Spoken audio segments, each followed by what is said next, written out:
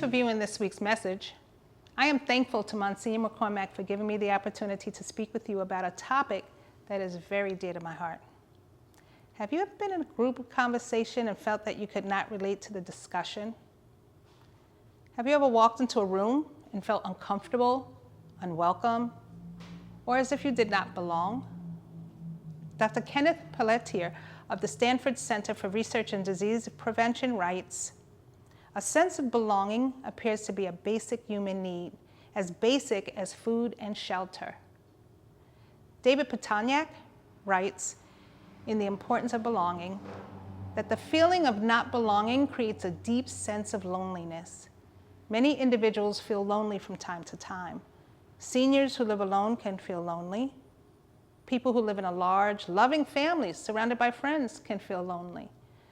The feeling of loneliness may not be obvious to others, even though it is often present. However, many individuals with disabilities regularly feel this way.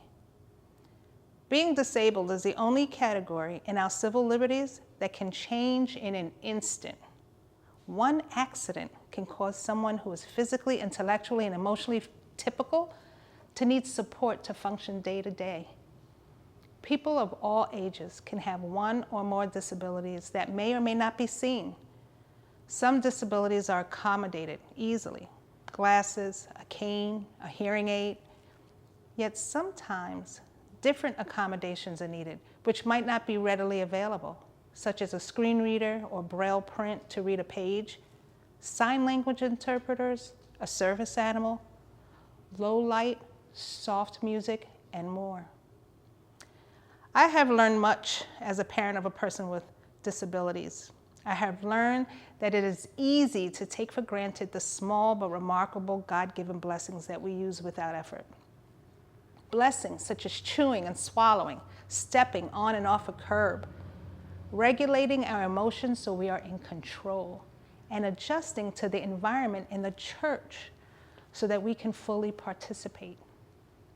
Some members of our church family may not feel they belong, and as a result, do not attend Mass.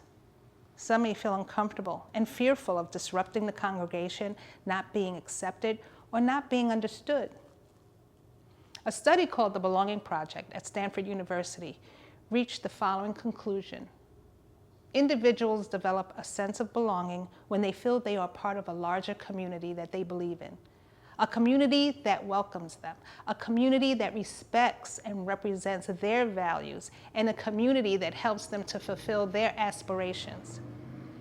Individuals develop a sense of belonging when they feel connected to other people, especially those who share their distinct life experiences, interests, or goals.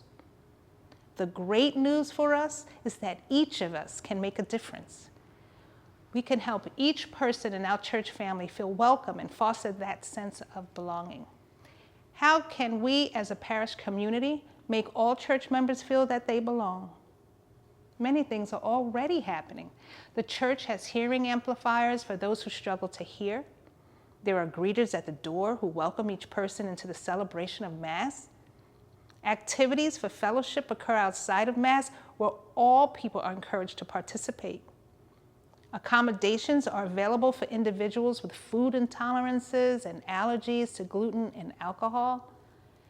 A wheelchair is available for those who struggle with walking to and from their car. What more is needed? You. How can you, as an individual, help create an environment in which everyone feels that they belong? My youngest adult daughter has a few obvious differences. She does not always make eye contact.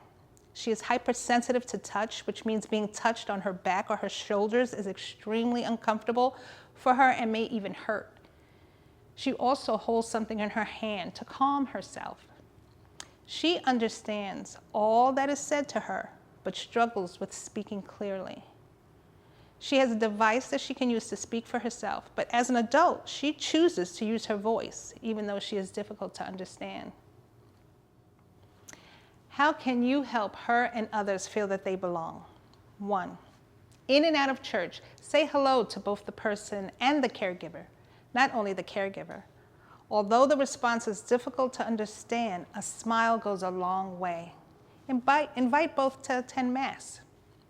2, when non-typical noises or gestures are made by a person, share a smile to acknowledge that it is okay.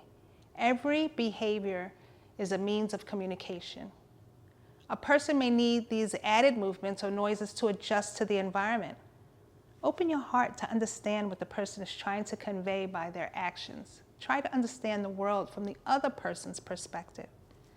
Note that a smile to the caregiver who may be stressed goes a long way. 3, offer eye contact and the sign of peace with a head nod and a smile. Do not ignore the person. 4, do not touch without asking.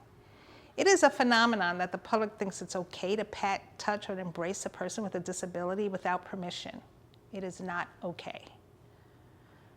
5, feel free to start a conversation. You may have to wait a while for a response, and you may need the caregiver to interpret the answer, but the genuine concern for the person is life-changing. For my daughter, there is no need to speak slower or louder. Her hearing is fine. 6, when designing activities for the public, ensure the activity is accessible to all individuals. I am more than happy to help with brainstorming and the planning of any event offered to the parish community to ensure accessibility for most, if not all. 7, ask questions. Whatever you want to know, the caregiver is more than happy to share with you. And finally, keep in mind each person is a child of God with wants, needs, emotions, and complex ideas. As Catholics, we value all human beings from conception to death. It is one thing to say you do and another thing to show that you do. If our words say we value all people because they are made in the image and likeness of God, but we show our impatience with those ahead of us who have difficulty walking, or show our frustration when someone needs more time to speak, or show we are annoyed by noises someone might not be able to control, our actions speak louder than our words. I wanted to share these thoughts in order to just raise awareness and to help all people feel that they are welcome and they belong here as part of our St. Francis Cabrini Parish family. Thank you, and may God bless you all.